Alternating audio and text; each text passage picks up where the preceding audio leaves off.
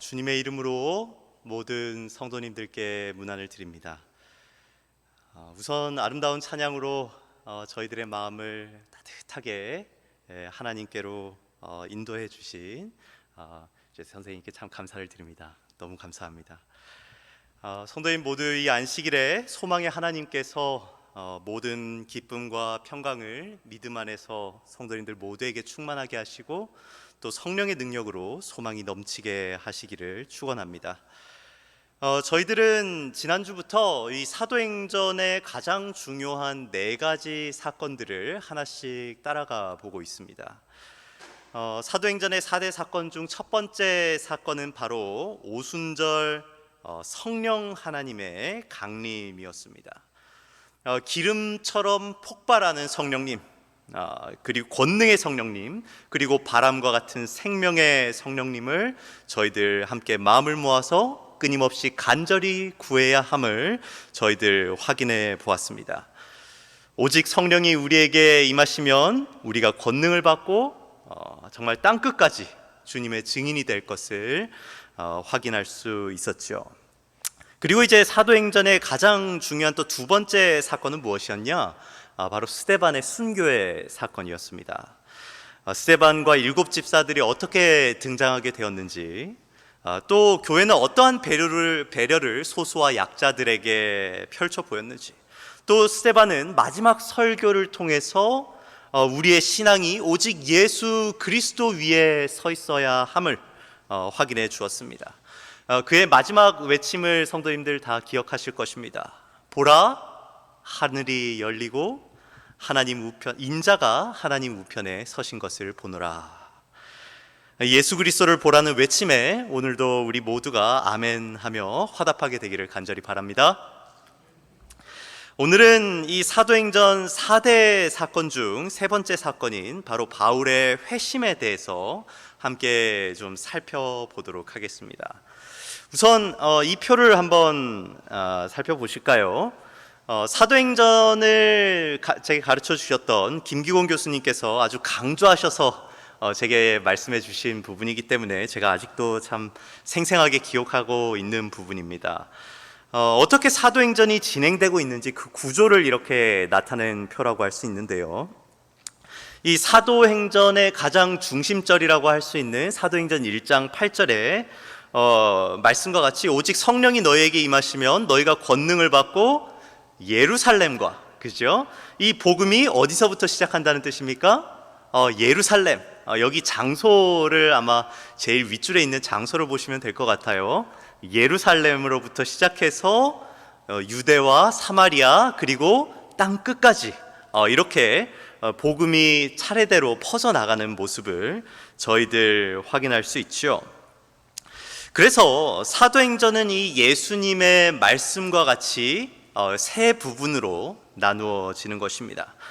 복음이 처음 예루살렘에서 태동하고 선포되었던 것은 바로 오순절의 성령 강림을 통해서 시작된 것이죠.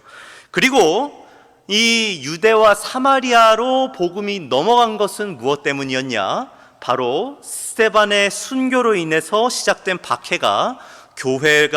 박해로 인해서 교회가 흩어지면서 그 복음도 예루살렘의 지경을 넘어서 유대와 사마리아까지 전달되게 된 것입니다. 그렇기 때문에 이 성령 강림과 스데반의 순교가 이 사도행전에서 아주 중요한 이 2가지 사건이라고 이야기할 수 있겠습니다. 이제 사도행전의 4대 사건 중에서 남은 2 사건은 무엇일까? 이제 땅 끝까지 복음이 전달되는데 필수적인 계기가 된 사건들이 될 것입니다. 오늘 이 세 번째 사건의 이야기는 그 스데반의 순교의 현장에 등장했던 한 인물로부터 좀 이야기를 시작해 나가려고 합니다. 함께 사도행전 7장 57절과 58절 함께 확인해 보겠습니다. 제가 읽어드리겠습니다. 그들이 큰 소리를 지르며 귀를 막고 일제히 그에게 달려들어 성 밖으로 내치고 돌로 칠세, 증인들이 옷을 벗어 사울이라 하는 청년의 발 앞에 두니라. 지금 스데반의 순교의 장면이 나오고 있습니다. 그런데 이 스데반의 순교의 장면에 사람들이 옷을 벗어서 사울이라고 하는 청년 앞에 벗어놓고 있지요. 여기서 증인들은 왜 사울 앞에 옷을 벗어 놓았을까요? 증인들이 옷을 벗어 이 사울의 발 앞에 둔 것은 아마 초대교인들이 그 재산을 팔아서 사도들 발 앞에 둔 것과 비슷한 맥락에서 저희들 이해할 수 있을 것 같습니다. 다시 말해서 이 사울이 이 모든 상황을 책임지는 위치에 있는 사람으로서 등장하고 있다는 의미겠지요. 저희들은 지금에서야 이 사울이 바울이라고 하는 이름으로 이 땅끝까지 예수의 도를 전하는 주의 사도가 되었음을 저희들 잘 알고 있습니다. 이 스데반을 통해서 그는 복음 전파에도 기여했지만 이 바울의 가장 큰 업적이라고 하면은 무엇일까 생각해 보면은 신약 성경의 많은 바울 서신들을 저희들에게 남겨준 것이라고도 할 수 있겠죠. 구약 성경의 이 모세가 모세오경을 통하여 아마 독보적인 저자다라고 말할 수 있다면 신약 성경에는 아마 바울을 제외하고는 그 신학을 녹음할 수 없다고 이렇게 생각합니다. 그래서 심지어 어떤 신학자는 기독교 신학은 바울 신학이다 이렇게 이야기하는 학자들까지도 있는 것이죠. 그렇게 바울은 정말 위대한 이 기독교의 업적을 남긴 사도가 되었는데요. 저희들 정말 생각해 보면은 그의 인생이 극과 극인 것을 확인할 수 있습니다. 크리스찬들을 잡아 죽이던 사람이 그 도를 전하는 사람이 된 것입니다. 과연 스데반은 자기가 돌을 맞아 죽으면서 나를 죽이는 일을 주도했던 저 청년이 자기가 전하던 예수를 이어받아 전할 사람이라고 알고 있었을까요? 베드로도 몰랐을 것이고 그 옷을 벗어놓던 그 사울 앞에 벗어놓던 사람들도 몰랐을 것이고 심지어 사울 자신도 몰랐을 것입니다. 오로지 누구만이 아셨겠습니까? 하나님만이 바울 안에 있는 그 방향을 잃은 열정과 그 사도로서의 가능성을 하나님께서 보신 것이죠. 정말로 참 놀라운 신비입니다. 왜냐하면 우리가 이 그리스도인으로서 인생을 살아갈 때 한 걸음 한 걸음 그 한순간 한순간이 다 이해가 되고 또 납득이 된다면 참 얼마나 좋겠습니까? 그렇죠? 그렇게 사실 인생을 살아가고 그리스도인으로서 살아가는 사람들은 아무도 없다고 생각합니다. 10년이 20년이 지나고 혹은 평생을 지나고 돌아보니까 정말 그것이 하나님의 섭리였고 또 경륜이었구나라고 이해하게 되는 것이죠.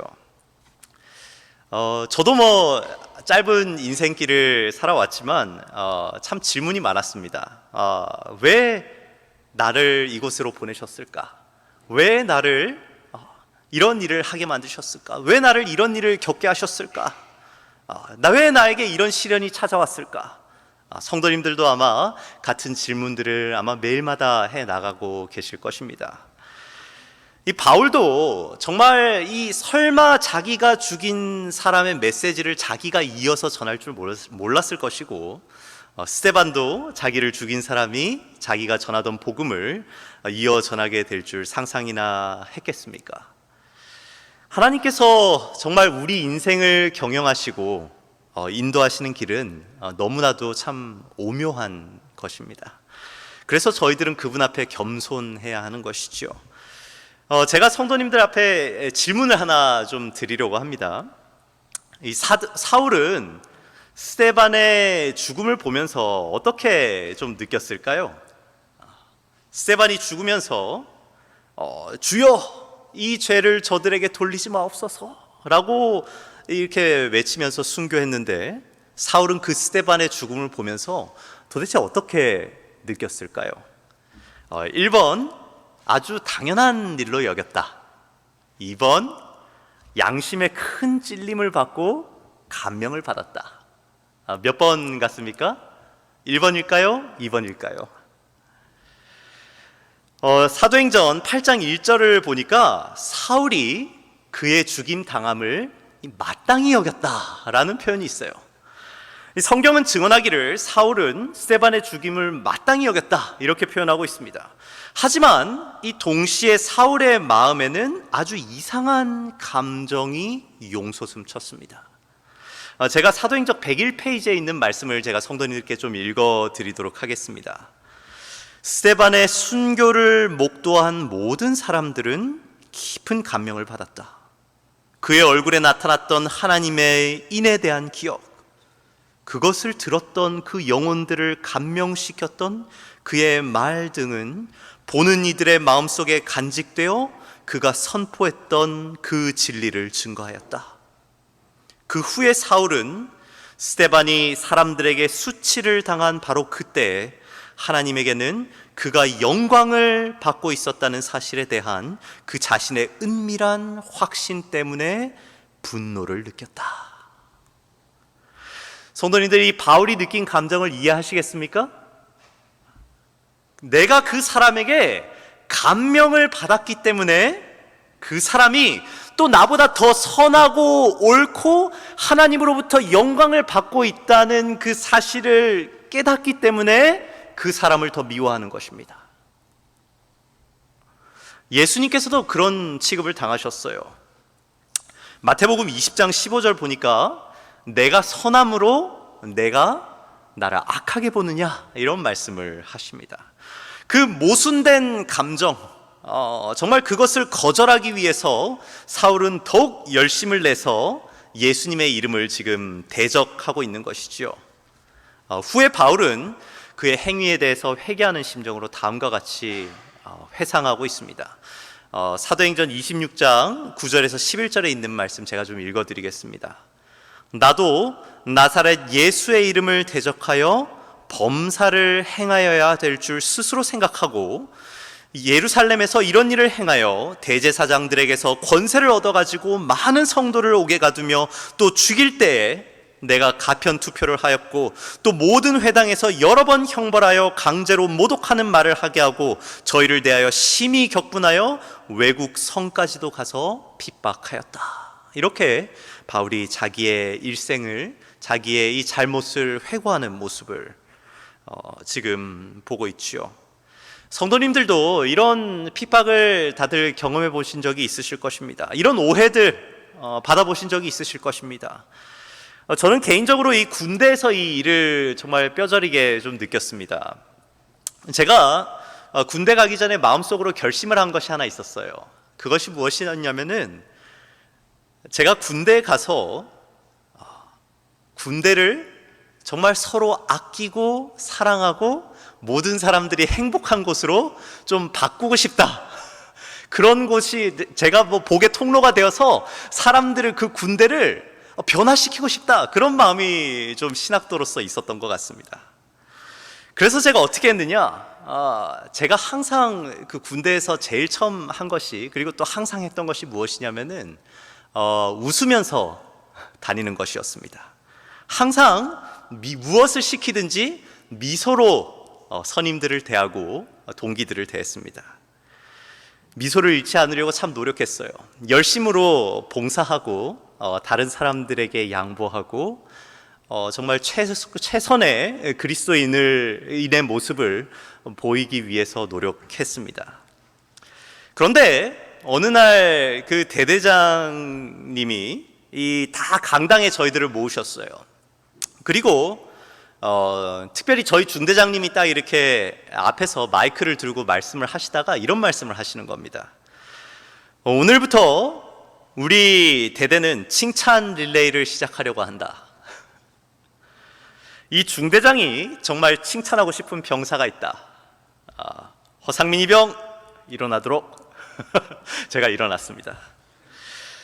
허상민 이병은 힘든 군대 생활이지만 항상 웃는 얼굴로 생활하는 모습을 보니 이 중대장이 참 기쁘다. 모두 허상민 이병처럼 이렇게 즐겁고 웃는 얼굴로 군대 생활하길 바란다. 이상! 딱 이러면서 중대장이 말씀을 마치셨습니다. 저는 제가 부대를 조금씩 바꿔나가고 있는 줄 알았어요. 그런데 그 모임이 끝나고 나서 저는 집합을 당했습니다. 선임들의 생각은 달랐어요. 야, 허상민, 뭐가 그렇게 재밌어? 군대가 즐겁냐? 병영 캠프 왔어? 중대장님에게 칭찬을 받았다가 모든 선임들에게 그렇게 하루 종일 욕을 먹었던 그런 기억이 납니다. 물론 저의 이 마음을 알아주고 인정해 주었던 선임들도 있었어요. 하지만 제 군생활은 그 뒤로부터 참 많은 고난과 힘듦의 연속이었습니다. 성경에도 그런 인물들이 참 많았죠, 그죠? 보면은 요셉, 다윗, 다니엘 이런 사람들도 다른 이들에게 좀 감동과 사랑의 행위를 보이려고 노력했지만 오히려 미움을 받는 모습을 저희들 확인할 수 있죠. 하지만 여러분들 그거 아시죠? 저희들이 뿌린 그 말씀의 씨앗, 사랑의 씨앗은 쉽게 그 생명력을 잃지 않는다는 것입니다. 교회를 핍박하던 사울이 그 스데반이 자기가 생명을 다해서 뿌렸던 그 사랑과 이 복음의 씨앗을 통해서 말씀과 이 복음의 횃불을 지켜든 사랑의 사도가 된 것을 저희들 확인할 수 있습니다. 그와 같이 저희들이 학과와 교회와 기숙사와 가정과 교실과 이 곳곳에서 전하고 뿌리고 심을 그 복음과 사랑의 씨앗이 언제 어디에서 발아할지는 아무도 모르는 것입니다. 오직 누구만이 아실 것입니까? 하나님만이 아시는 것이죠. 그래서 저희들은 담대하게 포기하지 말고 충성되고 성실한 스데반과 같은 사람들이 모두 되어야 하는 것이 아닐까 생각해 봅니다. 이제 사도행전 8장에서 집사 스데반의 순교로 이 예루살렘에서 대규모의 박해가 시작되는 모습을 볼 수 있습니다. 이 많은 성도들은 예루살렘을 떠나서 사방으로 흩어지게 되지요. 아주 비극적인 사건이 이 교회에 닥친 것 같아 보입니다. 하지만 하나님께서는 그 비극을 역전시키시는데 사도행전 8장 4절에 있는 말씀입니다. 그 흩어진 사람들이 두루 다니며 무엇을 합니까? 복음의 말씀을 전했다는 것입니다. 사탄은 이 남아있는 그리스도인들을 잔멸하리라고 결심했어요. 하지만 그것은 잔멸한 것이 아니라 오히려 활활 타오르는 불덩이를 흩어버린 것과 같은 꼴이었습니다. 그 작은 불꽃이 떨어지는 곳마다 새로운 복음의 불길이 타올랐고, 또 복음은 드디어 예루살렘을 떠나서 유대와 사마리아로 이어지게 된 것이죠. 그래서 사도행전 1장 8절에 예수님의 약속과 같이 이 복음이 예루살렘의 지경을 넘어서 유대와 사마리아로 넘어가고 있는 것입니다. 오히려 이 박해를 말미암아 대전도 시대가 시작되게 된 것이죠. 그 흩어지는 복음의 불꽃들을 보면서 사울은 그 불꽃을 밟아서 없애기 위해서 자신의 삶과 모든 열정을 바칩니다. 그 모습이 사도행전 9장 1절과 2절에 나옵니다. 사울이 주의 제자들에 대하여 여전히 위협과 살기가 등등하여 대제사장에게 가서 다메섹 여러 회당에 가져갈 공문을 청하니, 이는 만일 그 도를 따르는 사람을 만나면 남녀를 막론하고 결박하여 예루살렘으로 잡아오려 함이라. 여기서 이 아주 흥미롭고 재밌는 표현이 등장하는데요, 위협과 살기가 등등했다라고 하는 표현입니다. 여기 이 원어로는 이 동사가 등등했다라고 하는 동사가 엠프뉴라고 하는데요, 이 엠프뉴가 무슨 뜻이냐? 성경에 단 한 번 사용된 단어인데 바로 그 뜻은 무엇이냐면은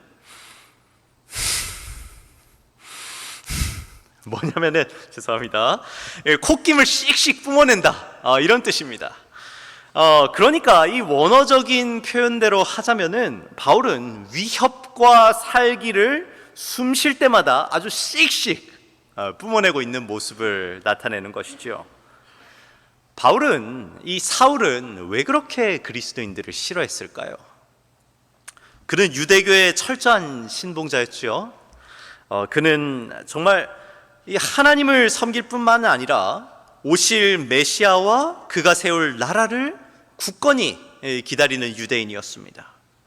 그 믿음은 몇 천 년 동안 정말 변함없이 이어져 내려오고 있었는데, 어느 날 이 나사렛 목수의 출신의 이 허름한 한 청년이 일어나더니 내가 사실 하나님의 아들, 약속된 메시아다라고 주장하는 것입니다. 그렇게 백성들을 선동하면서 돌아다니더니 마지막에는 가장 끔찍한 재앙의 상징이요 저주의 상징인 십자가에 달려서 죽어갔단 말이죠. 이 예수가 죽기 전까지 가시적으로 무언가 이루어 놓은 나라가 있었습니까? 그렇지 않았어요. 군대가 있었습니까? 그렇지 않았어요. 바울이 보기에는 그저 허름하게 세리와 창기들과 병자들과 어울리면서 살다가 이 신성모독이라고 하는 죄명을 받고 사형당한 사람일 뿐이었습니다. 이런 사람은 이 바울이 보기에, 유대인들이 보기에 절대로 메시아일 수 없었어요. 그렇게 살았어도 안 됐고 그렇게 허무하게 죽었어도 안 되는 것이었습니다. 그런데 이렇게 신성모독죄로 죽어간 사람을 진짜 하나님의 아들이라고 믿는 사람들이 이 유대교 내에서 기하급수적으로 늘어나는 것입니다. 사울의 입장에서는 가만히 볼 수 있는 일입니까? 아니지요. 자신의 신앙의 열심을 가지고 마치 암수술을 해내듯이 이 사람들의 씨를 말려야 되겠다라고 생각한 것입니다.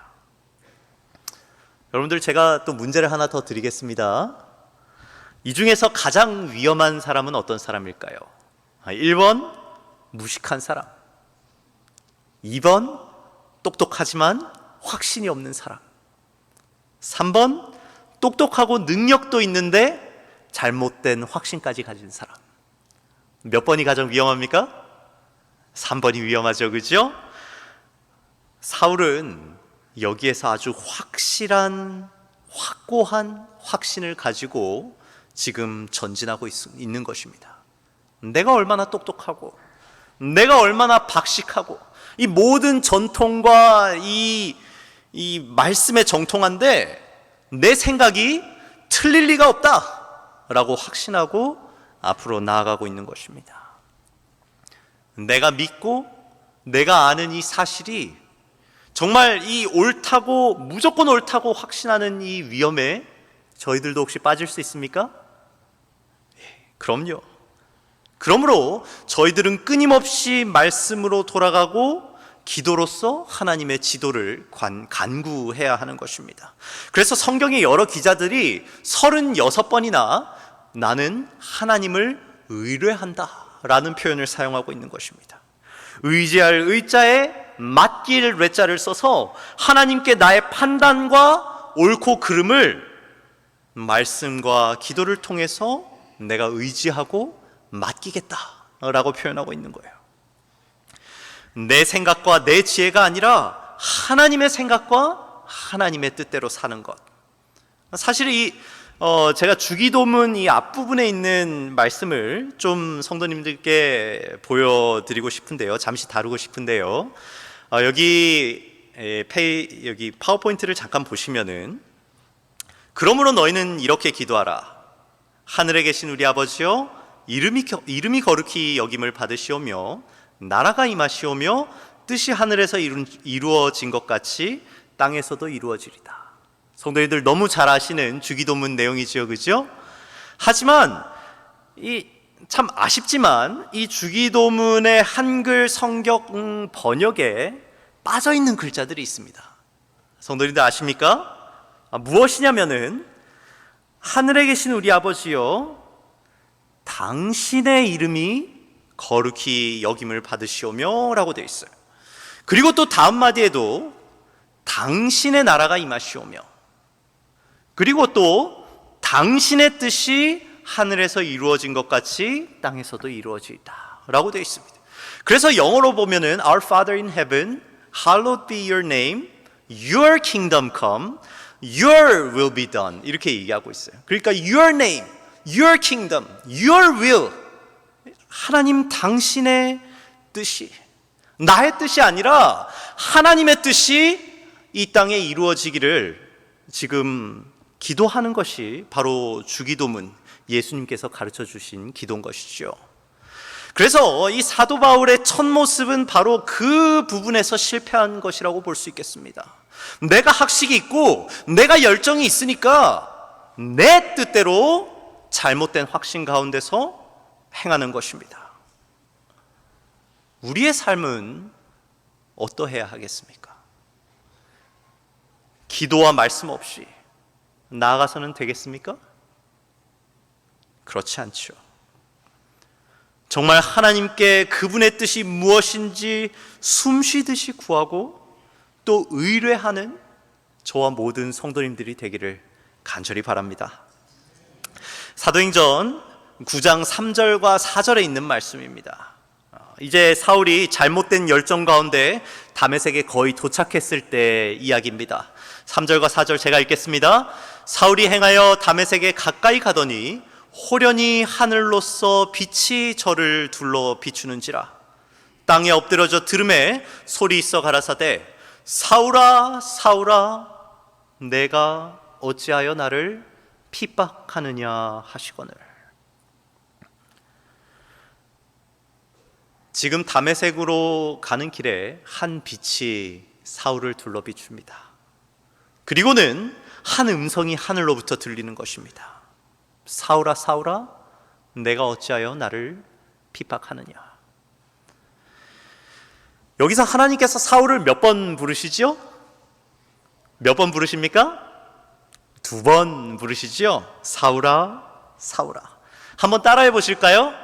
사울아 사울아 사울아 사울아. 하나님께서 이렇게 사람의 이름을 연거푸어 2번 부르실 때는 아주 특별한 그 한 인생의 역사나 물줄기를 트실 때 너무나도 중요한 이 삶과 역사의 터닝 포인트에 하나님께서는 사람의 이름을 2번 부르십니다. 첫째로는 창세기 22장에 하나님께서 사람의 이름을 2번 부르세요. 아브라함이 이삭을 잡아서 하나님께 번제를 드리기 위해서 칼을 들어서 내치려고 할 때 하나님께서는 아브라함의 이름을 2번 부르십니다. 아브라함아 아브라함아. 그리고는 자기의 하나뿐인 사랑하는 독자 이삭을 대신해서 누가 죽는 역사를 보여주십니까? 양이, 순양이 죽는, 양이 인간을 대신하여 죽는 역사를 아브라함에게 보여주시죠. 이 장면은 어떤 의미를 가지고 계십니까? 성도님들 너무나도 잘 아시죠? 하나님께서 어린 양 예수 그리스도를 우리에게 보내셔서 우리를 대신하여 십자가에 달려서 돌아가실 것이라는 이 구속사의 보석과 같은 비밀을 아브라함에게 밝히시는 장면인 것입니다. 이 대속적 희생을 상징하는 이 온전한 복음을 아브라함 앞에 펼쳐 놓으시는 거예요. 이 사건 이후로는, 그 전에는 아브라함이 계속해서 그의 믿음이 넘어지고 일어나고를 반복하지만 그 이후로는 아브라함은 더 이상 하나님을 향한 그의 믿음이 흔들리는 장면을 저희들 성경상에는 찾을 수가 없는 것입니다. 이 구속사적으로 너무도 중요한 순간에, 그리고 이 아브라함의 인생의 피크가 될 터닝 포인트에 하나님께서 그의 이름을 몇 번 부르세요? 2번 부르시는 것입니다. 그 다음 장면은 이제 야곱입니다. 자신이 죽었다고 생각한 요셉이 애굽에서 총리가 되어서 살아있다는 이야기를 들었어요. 야곱이 얼마나 행복했겠습니까? 그리고 그 가족 70명이 다 함께 지금 애굽으로 내려가는 길이었어요. 그런데 그 야곱의 마음에 행복과 기대감만 있었던 것이 아닙니다. 무엇이 있었느냐? 자신의 아버지 아브라함을 통해서 하나님께 주신 이 약속의 땅을 떠난다는 그의 마음에 두려움과 부담감이 공존했어요. 그런 복잡한 생각에 야곱이 브엘세바라고 하는 곳에 머무는데, 그날 밤에 하나님께서 그의 이름을 2번 부르십니다. 야곱아, 야곱아. 나는 내 아비의 하나님이니 애굽으로 내려가기를 두려워 말라. 내가 거기서 너로 큰 민족을 이루게 하리라. 야곱의 이름을 2번 부르신 그날 밤에 약속에 힘입어서 야곱이 애굽으로 내려가게 되고 70명의 가족이 거대한 민족으로 일어나게 하는 위대한 역사가 그날 밤을 통하여 이루어진 것입니다. 그리고 또 하나님께서 2번 이름을 부르시는 경우는 언제였나? 출애굽기 3장에 보면은 떨기나무 가운데서 모세를 부르실 때도 하나님께서 그 이름을 2번 부르십니다. 모세야 모세야, 너의 선 곳은 거룩한 땅이니 내 발에서 신을 벗으라. 더 이상 말이 필요 없지요. 400년간 애굽의 종이 되었던 이스라엘 백성을 구원하기 위해서 모세를 불러 사용하시는 것입니다. 그 부르심을 통해서 그의 인생이 뒤바뀌고 이스라엘의 역사가 뒤집어지는 장면이 바로 이 부르심, 하나님께서 그 이름을 2번 부르시는 장면이었던 것이죠. 마지막으로 사무엘상 3장 10절에 하나님께서 사무엘의 이름을 2번 부르시는데 그 같은 장이 시작하는 3장 1절에 보면은 어떻게 되어 있냐면은 그 당시의 이스라엘 상황을 다음과 같이 좀 설명하고 있습니다. 사무엘상 3장 1절에 있는 말씀입니다. 아이 사무엘이 엘리 앞에서 여호와를 섬길 때에는 무엇이 희귀했다고요? 여호와의 말씀이 희귀하여 이상이 흔히 보이지 않았다라고 이야기하고 있습니다. 이 말씀이 희귀한 시기, 모든 사사들이 끊어지고 종교 최고 지도자였던 그 당시의 대제사장인 엘리도 그 아들들의 악행을 눈감아주던, 도덕이 해이해지고 말씀이 끊어졌던 그 시기에 하나님께서 10절에 사무엘을 2번 부르시는 것입니다. 사무엘아, 사무엘아. 그리고는 하나님께서 그 사무엘을 자신의 사사로 삼으시고는 다시 이스라엘에 하나님의 말씀이 울려 퍼지도록 하시는 것이지요. 그래서 이 하나님께서 이 이름을 2번 부르실 때는 특별한 섭리가 그 가운데 담겨 있는 것입니다. 여기 사도행전 9장에서도 하나님께서 사울을 몇 번 부르세요? 2번 부르시는 것입니다. 사울아, 사울아. 그 부르심을 받은 사울은 더 이상 그리스도인의 핍박자가 아니죠. 하나님의 복음을 땅끝까지 전하는 사도요, 전도자가 된 것입니다. 그 새로운 전환, 새로운 인생의 시작이 무엇이었냐면은 바로 하나님께서 그 이름을 2번 부르시는 그 순간이었던 것입니다. 오늘 이 안식일에도 하나님께서 성도님들의 이름을, 저희들의 인생을 하나하나 2번씩 아마 부르실 것입니다. 아마 아브라함과 사무엘과 바울을 부르시는 것과 같은 그 심령으로 저희들의 이름을 2번씩 부르십니다.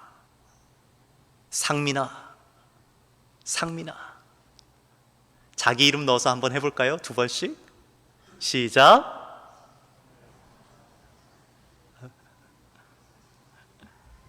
하나님께서 저희들의 이름을 이렇게 2번씩 부르실 때 우리의 인생과 이 교회의 터닝 포인트가 찾아오는 것입니다.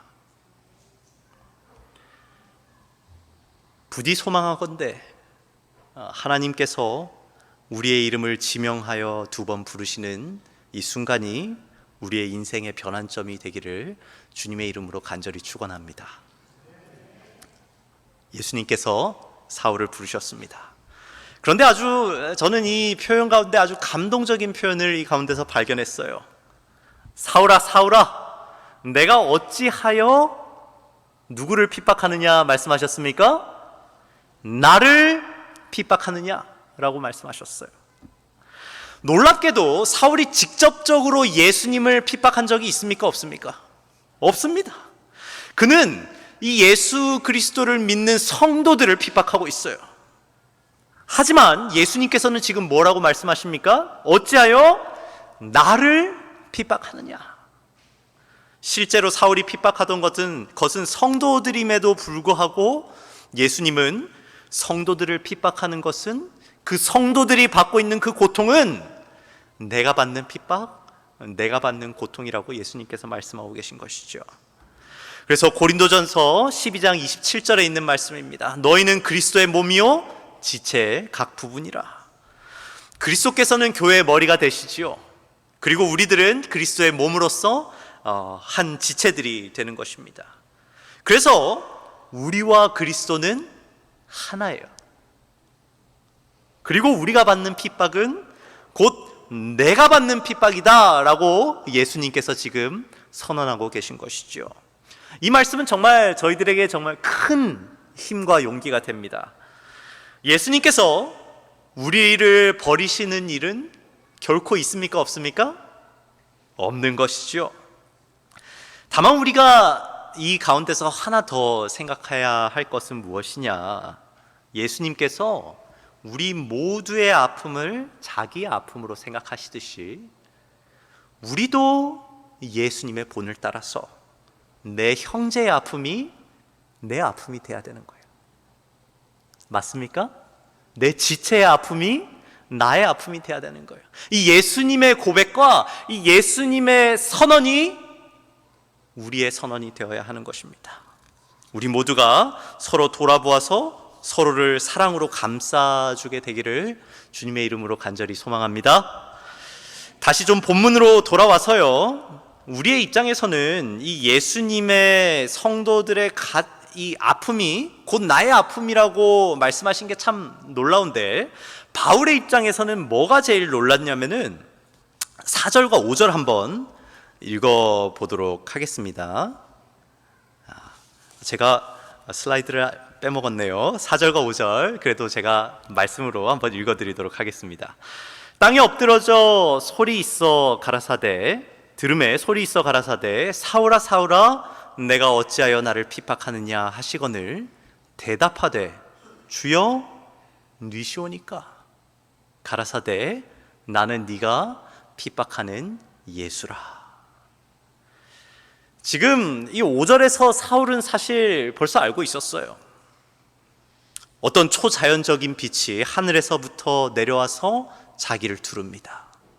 그리고 하늘로부터 거룩한 음성이 들려요. 이때 사울은 이것이 누구의 임재인 줄 알았겠습니까? 당연히 하나님의 임재라는 것을, 신적인 임재라는 것을 사울은 너무나도 잘 알고 있었어요. 아, 이것은 하나님의 특별한 계시구나, 특별한 임재구나 안 것입니다. 그러니까 바로 그가 땅에 엎드렸던 것이죠. 그리고는 떨면서 묻습니다. 주여 뉘시오니까. 주여 뉘시오니까. 그랬더니 그 음성이 말하기를 나는 여호와 하나님이라 라고 말씀하신 것이 아니라 나는 내가 핍박하는 예수다 라고 이야기하는 것입니다. 여기서 그는 정말 얼마나 큰 충격을 받았을까요? 몇천 년간 구약에서 오시리라고 약속되고 오매불망 수많은 유대인들이 기다려오던 메시아가 진작에 오셨다는 것입니다. 심지어 우리들이 그분을 십자가에 못 박혀 죽게 만들었다니. 그리고 내가 먼저 나서서 핍박하던 그 분이 바로 하나님의 아들이셨다니. 그의 마음에 얼마나 큰 후회와 찔림과 이 놀라움과 가득 찼겠습니까? 그의 마음속에 평생을 켜켜이 쌓아 올렸던 모든 지식과 빗나갔던 열정과 자기의 이 종교적 확신이 한순간에 모조리 무너져 내리는 것입니다. 그리고는 그의 마음속에 무엇만 남았겠습니까? 정말 끊임없는 회개, 끝없는 이 자아의 굴복, 끝없는 용서의 탄원만이 이 바울의 마음속에 남아있지 않았을까요? 그는 결국 다메섹 성에 들어가서 사흘간 아무것도 먹지도 못하고 깊은 회심의 시간을 가집니다. 사도행적은 그 놀라운 경험을 이제 다음과 같이 좀 소개를 하고 있는데요. 성도님들 혹시 집에 돌아가신다면 사도행적 12장 이 박해자에서 제자로라고 하는 장을 성도님들 꼭 한번 읽어보시면 좋겠습니다. 이 시간 제가 다 읽어드리면 너무도 좋겠지만 그 중에서 정말 너무 감동적인 몇 부분들만 조금 읽어드리도록 하겠습니다. 3일 동안 사울은 보지 못하고 식음을 전폐하였다. 이 심령의 고통의 날들은 그에게는 마치 여러 해가 되는 것처럼 보였다. 그는 거듭거듭 괴로운 심정으로 스데반이 순교할 때 그가 취했던 입장을 회상하였다.